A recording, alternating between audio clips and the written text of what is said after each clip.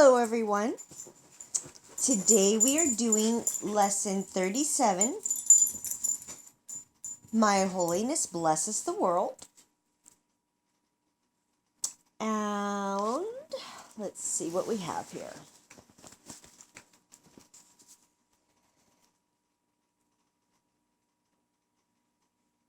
This idea contains the first glimmerings of your true function in the world, or why you are here. Your purpose is to see the world through your own holiness. Thus are you and the world blessed together. No one loses. Nothing is taken away from anyone.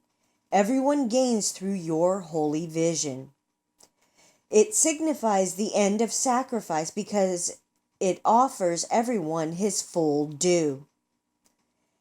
And he is entitled to everything because it is his birthright as a son of God. So, what I have taken this lesson to mean in this particular paragraph is that when I am able to see myself as pure, holy, innocent, and then look out on the world and on my brothers, that when I can see myself in that way, I'm automatically extending it to the world and to my brothers. Because if I can recognize that I am pure and innocent and holy and perfect in every way, just as God created me, then that would stand to reason that my brothers are as well. For God does not make the imperfect. He is not capable of doing that.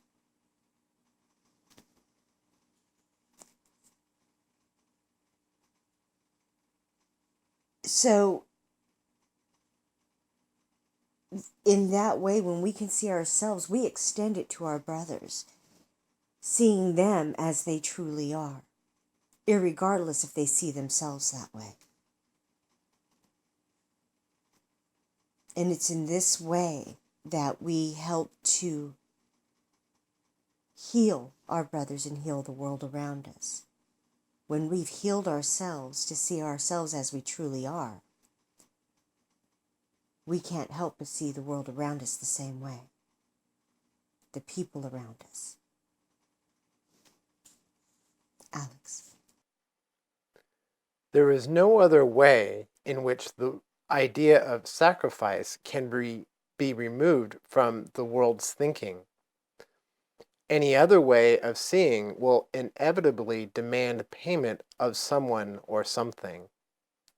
As a result, the perceiver will lose, nor will he have any idea why he is losing. Yet is his wholeness restored to his awareness through your vision. Your holiness blesses him by asking nothing of him. Those who see themselves as whole make no demands. So, what it's saying to me here is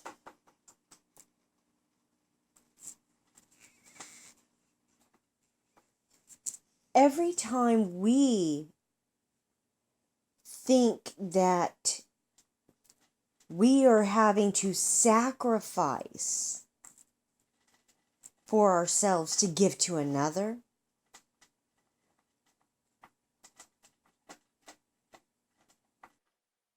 We're seeing that person as less than whole. Less than whole, and we are seeing ourselves of having to, as also being less than whole, because we are then thinking we have lack if we're having to sacrifice. I'm just remembering how I felt like I was sacrificing by giving your mother that $100.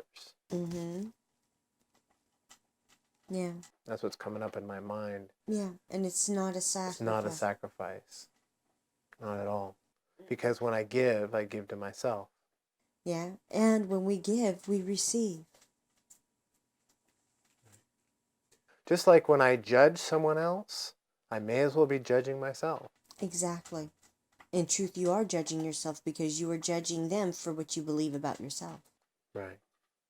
So every time we think we are sacrificing something, we are believing we're in lack in those moments. And that whole idea of lack is what has us in these tailspins constantly, chasing after our own tails, trying to figure out what we can do, how we can do it. Never asking for an internal guidance. Never considering to just sit still for a moment. Just constantly wanting to jump from one item to the next.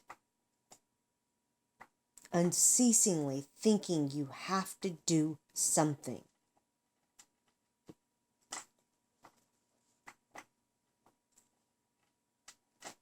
It's recognizing that you were provided for always, in all ways.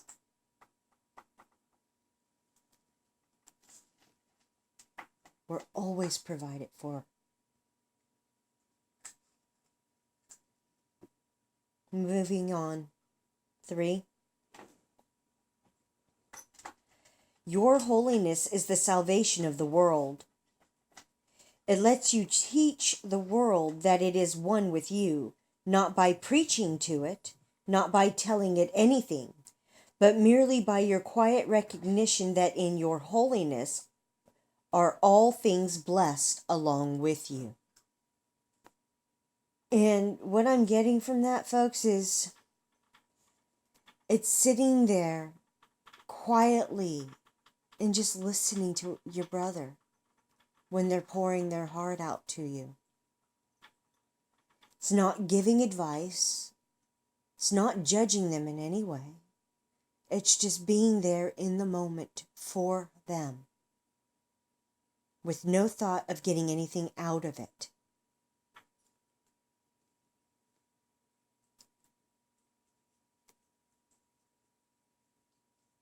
And when asked, well, what do you think I should do in those moments,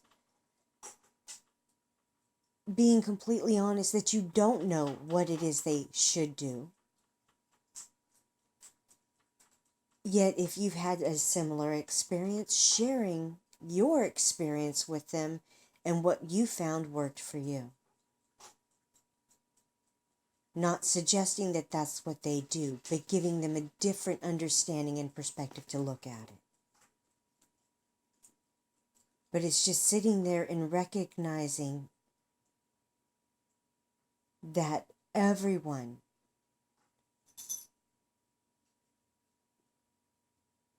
needs someone to just listen, to just be there in the moment with them, without judging them. Not telling them they're doing something wrong, and not preaching at them that this is what they need to be doing.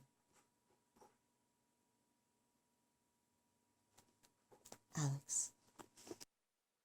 Today's 4 longer exercise periods, each to involve 3 to 5 minutes of practice, begin with the repetition of the idea for today, followed by a minute or so of looking about you as you apply the idea to whatever you see.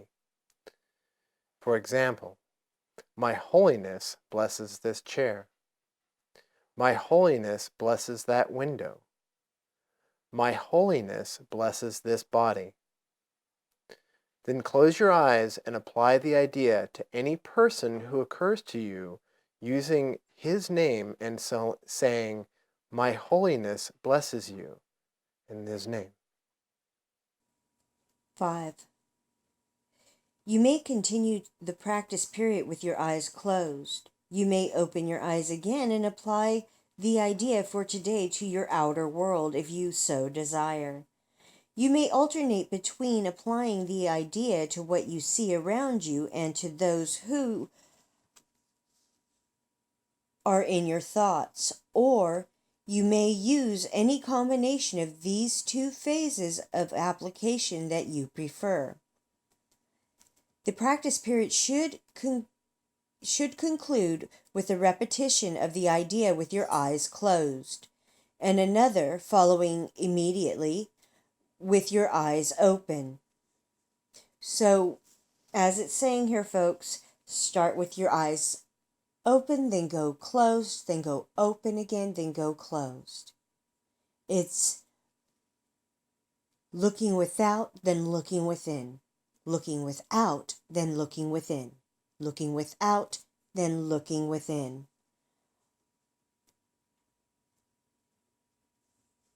And you will end with your eyes open to see what you see out there.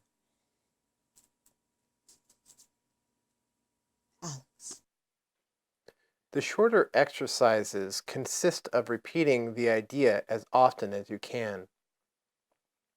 It is particularly helpful to apply it silently to anyone you meet, using his name as you do so.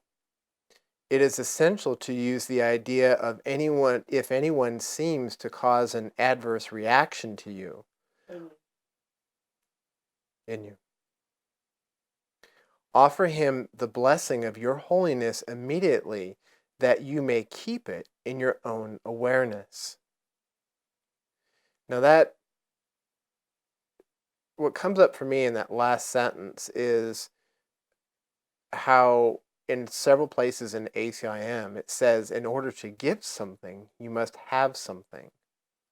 So in order for me to bless someone with my holiness, I must have holiness to bless them with. And when we were talking to that guy last night at Nation's Hamburgers, I think his name was Anthony, and he said, "Pray for me." I was blessing him right then and there. I was praying for him right then and there. And having our paths cross in that way so unexpectedly, having like the number 33 come up multiple times. And actually for Alex and I, it wasn't just 33, it was 333. And then I looked on Facebook and somebody had just posted about 33. Yeah. And for me and Alex, like when I look at 333, I think of the Trinity. And really that encounter we had with that person was 3 represented in that dialogue that we had with him. Exactly. And it was just absolutely beautifully synchronistic. And, with yesterday's lesson of my holiness envelops everything I see, we could see how all of us, everyone, ourselves and that young man and everyone else that was in the restaurant, are completely enveloped in holiness. And that as we touch their lives, they touch ours. And in the same way, when you go out and about, recognize that your holiness blesses everyone and everything around you. Recognize that you are holy, you are worthy, and you are perfect. All right, folks, it's the weekend, Saturday. So all we have is the lesson for the day, which is lesson 37. My holiness blesses the world. Have a wonderful day. Thank you for joining us. My name is Sabrina Reyenga. And I'm Alex Reyenga. Have a wonderful day. Hugs, love, and blessings. Namaste.